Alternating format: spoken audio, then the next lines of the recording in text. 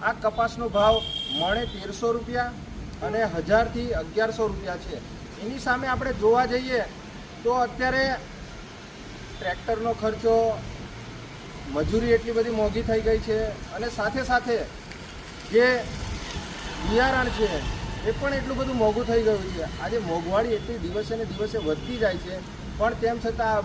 આ ભારતીય જનતા પાર્ટીની જે સરકાર છે એ સરકારને ખબર નહીં શું દેખાઈ રહ્યું છે અહીંયા ગાડી કે અમને કપાસ લેવાની જરૂર અમેરિકા જેવા દેશમાંથી પડી। અમને ક્યાંક ને ક્યાંક લાગી રહ્યું છે હવે અમેરિકાનું દબાણ છે આ ભારત સરકાર પર, એના લીધે એ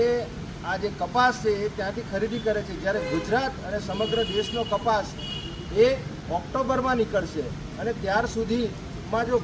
અમેરિકાનો કપાસ અહીંયા ગાડી આવી જશે તો અમારા જે ખેડૂતો છે એ બિચારાઓ કપાસનું જે ઉત્પાદન કરી રહ્યા છે એ લોકોને યોગ્ય આવનારા દિવસોમાં ભાવ મળે નહીં। અને જો આ સરકાર જો આ નિયમ અને અમેરિકા પાસેથી જે ખરીદી કરવાનું છે જો એ બંધ નહીં કરે તો સમગ્ર ગુજરાત દ્વારા અને આખા દેશમાં આનો વિરોધ થશે। કેમ કે ભારત સરકાર દ્વારા જ જો અહીં આપણા દેશના જ જો ખેડૂતોને યોગ્ય વળતર નહીં મળતું હોય અને એ બહારથી આ કપાસની ખરીદી કરે તો અમારા ખેડૂત માટે આ ખૂબ જ એક દુઃખદ બાબત છે। અને જો આ નિર્ણય વહેલામાં વહેલી તકે એ પાછો લેવામાં આવે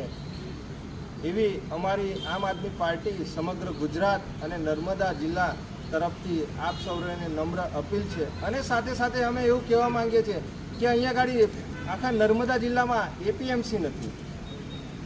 જે કપાસ હોય કે કોઈ પણ જાતનું જે મટીરિયલ છે કાચો માલ, બરાબર, તો એ કાચા માલ માટે અહીંયા ગાડી કોઈ પણ ખરીદી માટે કોઈ સેન્ટર નથી। અહીંયા ગાડી ઘણા બધા નાના મોટા વેપારીઓ છે, દલાલો છે, બરાબર, એ લોકો પોતાની ટકાવારી કાઢી અને એ લોકો બહાર આ બધો કાચો માલ સપ્લાય કરે છે। તો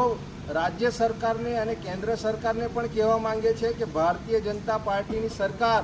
તમારી જિલ્લામાં છે, રાજ્યમાં છે, કેન્દ્રમાં છે, તો જે પહેલાં ગુજરાતમાં જે પરિસ્થિતિ છે એનું પહેલાં સોલ્યુશન લાવો, એનું પહેલાં નિરાકરણ લાવો અને ખેડૂતોની ચિંતા કરો, ખેડૂતોને યોગ્ય વળતર આપો અને ત્યાર પછી બીજા દેશની ચિંતા કરી અને બીજા દેશનો માલ પછી અહીંયા ગાડી ગુજરાત અને દેશમાં લાવો એવી અમારે દેશના વડાપ્રધાન શ્રી નરેન્દ્રભાઈ મોદી સાહેબ અને માનનીય મુખ્યમંત્રી શ્રી ભૂપેન્દ્રભાઈ પટેલ સાહેબ શ્રીને આ ખેડૂત તરફથી, આમ આદમી પાર્ટી તરફથી આપ સર્વેને નમ્ર અપીલ છે।